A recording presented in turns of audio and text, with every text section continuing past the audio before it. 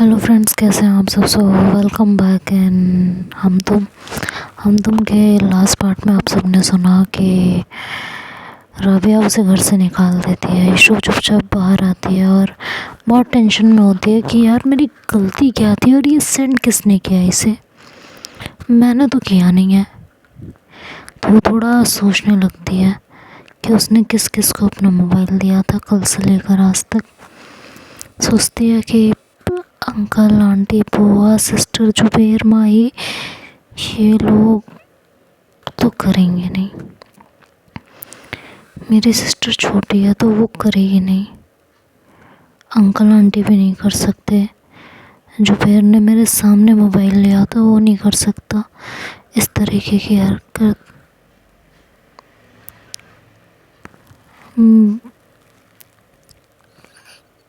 और खुशी की दोस्त भी, कहीं माही ने तो नहीं। वो खुशी की दोस्त भी है तो कहीं माही ने तो नहीं।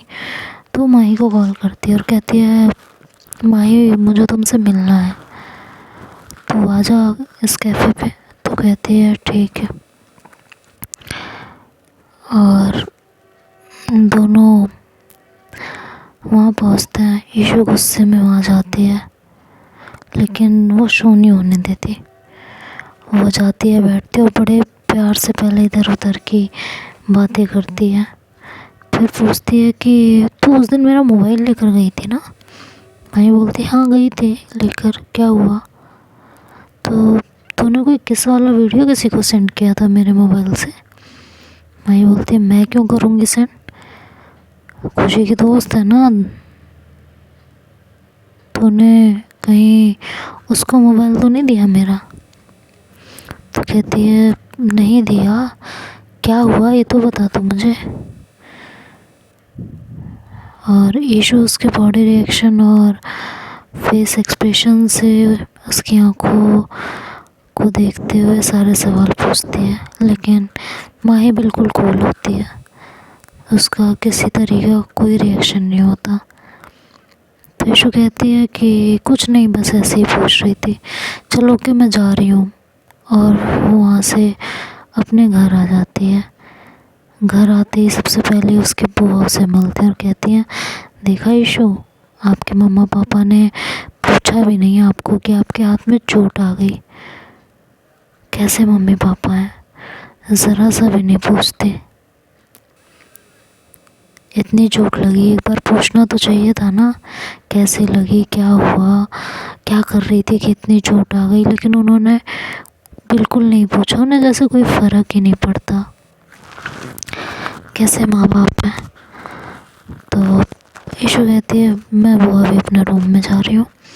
वो अपने रूम में आ जाती है और सृष्टि को कॉल करती है।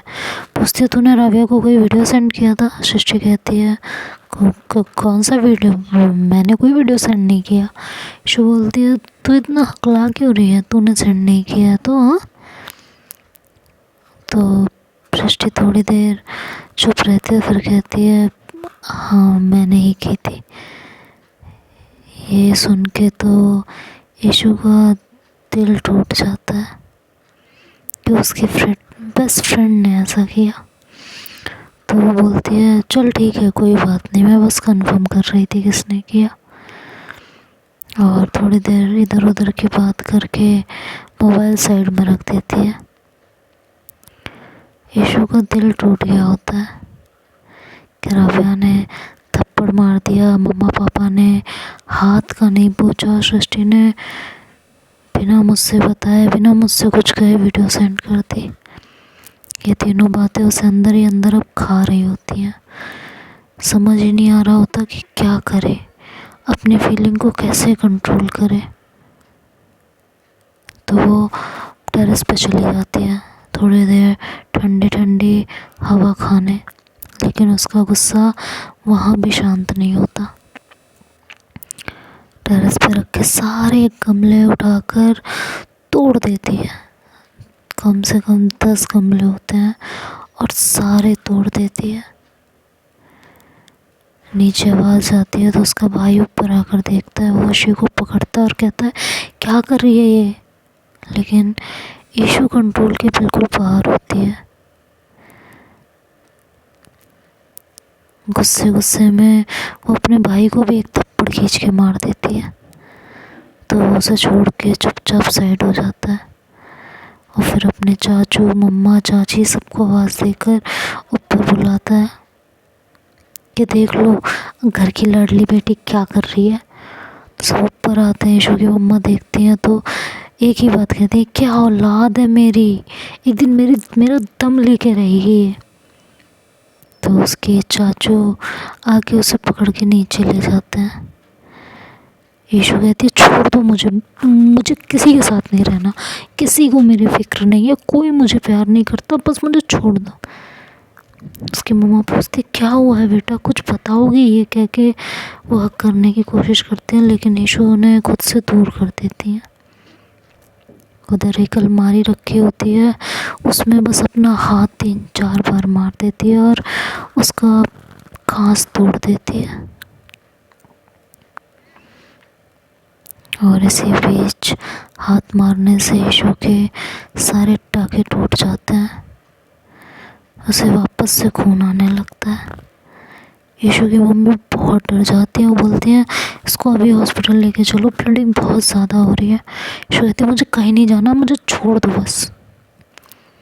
उसके चाचू को लगता है कि गुस्सा शांत हो गया तो छोड़ देते हैं। ईशु सोफे में तभी एक लात मारती है खींच कर, दूसरी लात अलमारी में, मतलब बहुत गुस्से में होती है। बात ही ऐसी हुई थी, दिल टूटा था। एक अलग रूप निकल के आया था उस दिन उसका, जो शायद नहीं आना चाहिए था। लेकिन इंसान का जब दिल टूटता है ना, जब कोई ऐसा इंसान वो काम करते जिससे हमें उम्मीद ना हो, तो बहुत तकलीफ़ होती है। और उस समय कुछ होश नहीं रहता, कुछ भी नहीं।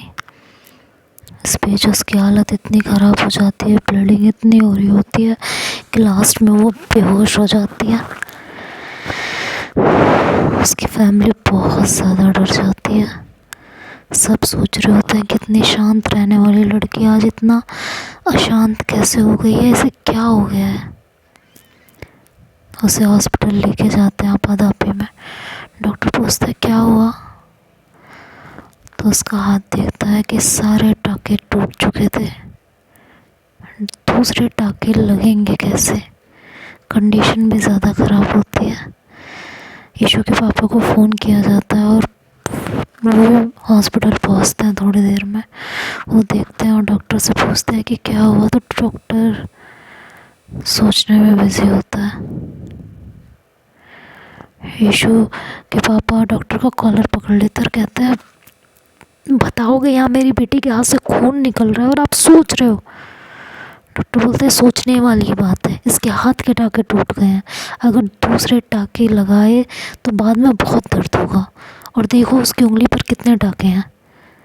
उसके पापा कहते हैं आप ये बोलिए इसका ट्रीटमेंट कर सकते हो या नहीं। डॉक्टर बोलता है हो जाएगा,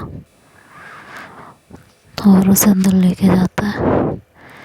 1-2 घंटे की मेहनत के बाद ईशु को न्यू टाके लगते हैं, बेहोश होती है। डॉक्टर ऊपर से इंजेक्शन भी दे देते हैं, तो काफ़ी बेहोश रहती है। काफ़ी देर बाद उसे होश आता है, तो उसके पापा उससे मिलने जाते हैं, पूछते हैं कि क्या हरकत थी बेटा ये। ईशु बोलती, देखा अभी भी हरकत की पड़ी है, औलाद कैसी है ये नहीं पूछा, हरकत की पड़ी है मेरे, और मुझे नहीं करनी आपसे बात, आप जाओ बिज़ी रहो, मुझे आपसे बात करनी नहीं, और अगर अभी आप यहाँ से उठ कर नहीं गए ना तो मैं कुछ और कर दूँगी। तो उसके पापा उठ के वहाँ से बाहर आ जाता है। ईशु की मम्मा पूछते हैं कैसी है अब वो, तो कहते हैं ठीक है लेकिन बहुत गुस्से में। ईशु की मम्मा कहती हैं तुमने इसको बहुत ज़्यादा बिगाड़ रखा है, वो कुछ भी करती रहती है, आप कभी मना नहीं करते हो, देखा ना आज क्या हुआ है। और ईशु के पापा को घर की सारी कहानी बताती है। ईशु के पापा कॉल करते हैं ईशु के दादा दादी के पास। अब तो आखिरी सहारा यही होता है, वो उन्हें बात करके थोड़ी बहुत बातें बताते हैं। ईशु अपने दादा दादी से बहुत प्यार करती है और कहते हैं कि अब इसका गुस्सा आप ही शांत कीजिए बस, नहीं तो ये किसी की नहीं सुनने वाली। हमें तो अभी तक ये समझ नहीं आ रहा पेरेंट्स बच्चों को इतना सर पे कैसे चढ़ा लेते हैं कि इतनी हरकत कर जाएं इतने गुस्से में और इतनी बदतमीजी से बात कर जाएं। हमारी तो आज भी हिम्मत नहीं होती कि मम्मी के सामने, पापा तो खैर अब है नहीं, जब थे तब भी और आज भी, कि बदजुबानी कर जाएं उनके सामने, घर का कोई सामान तोड़ दें, अपने हाथ पैर तोड़ दें। ना रे पापा ना, मेरी मम्मी ने तो और मारना है मेरे को इस पे। तो पता नहीं आजकल के पेरेंट्स को क्या हो गया है। खैर, इधर राविया को अपनी गलती का एहसास होने लगता है कि उसने गुस्से में क्या कर दिया है। वो बैठी होती है और उस वीडियो को दोबारा देखने लगती है। उसे थोड़ा अच्छा लगता है लेकिन समझ नहीं आता कि क्या है ये ऐसी फीलिंग, ये क्या हो रहा है। फिर वो उसी टाइप की कुछ मूवीज़ वगैरह निकाल कर देखने लगती है और उठा के फिर बंद कर देती है। कहती है छोड़ो फालतू की चीज़ें, और हरकत तो उसने गंदी की ही थी। हाँ, मैंने बहुत ज़्यादा रिएक्ट कर दिया, ये गलत किया, ये नहीं करना चाहिए था। मन ही मन सोचती है कि यार मैंने उसको थप्पड़ मार के रूम से बाहर किया था, पता नहीं क्या सोचेगी वो। अब मैं क्या करूं, रात के 2 बज रहे हैं, करूं भी तो क्या। तो वो सृष्टि को कॉल करती है और फिर कॉल कट कर देती है। कहती है क्या ही बात करूँगी सृष्टि से, छोड़ो। वो कहती है यार क्या करूँ, उसने ऐसी हरकत ना की होती तो ये सब नहीं होता ना। क्यों भेजा उसने मुझे ये सारी वीडियो। अब मुझे गिल्ट हो रहा है कि मैंने उसे थप्पड़ मारा, घर से बाहर कर दिया, गलत किया यार, नहीं करना था मुझे ये सब। क्यों किया मैंने ये यार, मैं क्या करूँ, कहाँ जाऊँ, कहाँ सर दे के मारूँ अपना। नहीं करना था मुझे ये सब, नहीं करना था सच में। फिर वो सोने की कोशिश करने लगती है लेकिन सो नहीं पा रही होती। अंदर वो सोचती रहती है और किसी तरह सोने की कोशिश करती है लेकिन उसे नींद ही नहीं आ रही होती और उसे बेचैनी हो रही होती है। वो उसके दिमाग में हर पल बस ईशु घूम रही होती है। राविया अपने दिमाग से उस ख्यालों को झटकने की कोशिश करती है कि यार ये क्या हो रहा है, मुझे नहीं सोचना इस बारे में, मैं ईशु के बारे में क्यों इतना सोचने लगी हूँ। और वो अपने दिमाग से सारी चीज़ें निकाल के फेंकती है।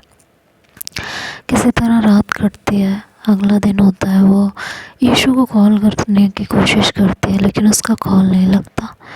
सोचती है सृष्टि को कॉल करूं, बट वो सृष्टि को भी कॉल नहीं करती। ईशु को कई बार कॉल करती है बट फ़ोन ऑफ जाता है तो स्कूल चली जाती है। स्कूल जाती है और देखती है कि ईशु स्कूल नहीं आई होती तो उसे और ज़्यादा बेचैनी हो रही होती है। वो सृष्टि को कॉल करती है तो तुम स्कूल नहीं आ रही, तो कहती है आ रही हूँ। ईशु कहाँ है, आ रही होगी वो भी, आज मैं घर नहीं गई उसके। तो कहती है अच्छा आ जाओ। सृष्टि भी स्कूल आती है।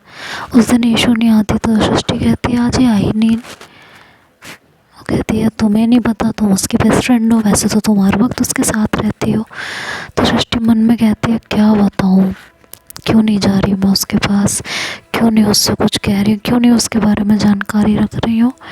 मैंने जो हरकत की है बहुत गुस्से में होगी, बहुत सुनाएगी, पीट भी देगी मुझे, तो इसीलिए नहीं जा पा रही हूँ। तुम्हें कैसे बताऊँ मैं यार राबिया। वो मन में यही सोचती है। उस दिन राबिया का बिल्कुल मन नहीं लगता, उसे बहुत बेचैनी होती है। ऐसा लगता है जैसे आज पूरा दिन उसका अधूरा रह गया, उसे चैन ही नहीं मिल रहा होता, उसका मूड ऑफ रहता है। किसी तरह स्कूल ख़त्म होता है, घर आती है, दोबारा से ईशू को फ़ोन ट्राई करती है, बट नंबर अभी भी ऑफ जा रहा होता है। पूरा दिन, पूरी शाम बस ईशू के बारे में सोचते सोचते निकल जाती है। एक दो दिन ऐसे ही गुजर जाते हैं। सृष्टि भी ईशू के बारे में डर के मारे कुछ पता नहीं कर रही होती, ना उसके घर जाती है ना किसी को कॉल करती है। अंदर ईशू की कंडीशन थोड़ी ठीक नहीं होती, उसे हॉस्पिटल में रखते हैं कुछ दिनों के लिए। उसकी हालत ख़राब हो रही होती है, किसी तरह उसका चेकअप वगैरह किया जा रहा होता है। उसके दादा दादी भी आ चुके होते हैं, लेकिन वो घर पे ही रहते हैं। इधर राबिया को चैन नहीं पड़ रहा होता। राबिया अपना फ़ोन उठाती है और इस चीज़ से रिलेटेड कुछ चीज़ें सर्च करने लगती है। धीरे धीरे वो इन चीज़ों के बारे में पढ़ती है कि उसे जो एहसास हो रहा है ये क्यों है। आज के टाइम में कितना इजी हो गया ना अपनी फीलिंग्स के बारे में जानना, समझना। पहले नहीं होता था इसी। वो इन सब चीज़ों से रिलेटेड चीज़ें पढ़ने लगती है। क्या ऐसा भी हो सकता है? क्या ये जो मेरे अंदर फीलिंग्स आ रही हैं, जो मैं समझ रही हूँ, जो मैं सोच रही हूँ, क्या यही है? क्या सच में मुझे ये जो मुझे एहसास हो रहा है? फिर वो दोबारा से वही वीडियो देखती है जिस वीडियो की वजह से उसने ईशू को मारा होता है। उस वीडियो को देखते हुए उसके वो आंखें बंद करती है और इमेजिन करती है किसी को किस करते हुए। उसकी आंखों के सामने सडन ईशू का चेहरा आ जाता है, वो आंखें खोल देती है। मन ही मन सोचती है कि मुझे तो वही एहसास हो रहा है जो ईशू के पास होने पर होता था, सेम वही चीज़। ये जो कुछ मैंने पढ़ा है, जो कुछ मैं फील कर रही हूँ, क्या ये वही है? जो मेरी फीलिंग्स हैं, कहीं अटैचमेंट तो नहीं है? नहीं, मुझे ईशू से प्यार है। इस इतने दिनों से जिस फीलिंग के साथ मैं लड़ रही हूँ, जिस फीलिंग को इग्नोर करने की कोशिश कर रही हूँ, उसके बिना मुझे चैन नहीं आता। उसके साथ रहना पसंद है, उसको देखे बिना दिन नहीं गुजरता, बात के बिना रातें नहीं कटती। ये प्यार है। मुझे ईशू से प्यार हो गया है। सीरियसली मेरी लाइफ का पहला प्यार। इसलिए मुझे लड़कों में कभी इंटरेस्ट नहीं आया। कितनी दिनों बाद समझी हूँ मैं इस बात को। ये समझने में मैंने इतना टाइम लगा दिया। मैं भी ना बेवकूफ़ हूँ, एक नंबर की टफर। इतनी सी बात समझने में इतना टाइम लगा दिया मैंने, सच में। हे भगवान यार, मुझे ईशू से ये इजहार करना है, कैसे करूं? बट वो तो बहुत गुस्से में होगी। मैंने उसे थप्पड़ मार दिया था, रूम से बाहर निकाल दिया था, वो भी कॉलर पकड़ के। यार क्या कर दिया मैंने?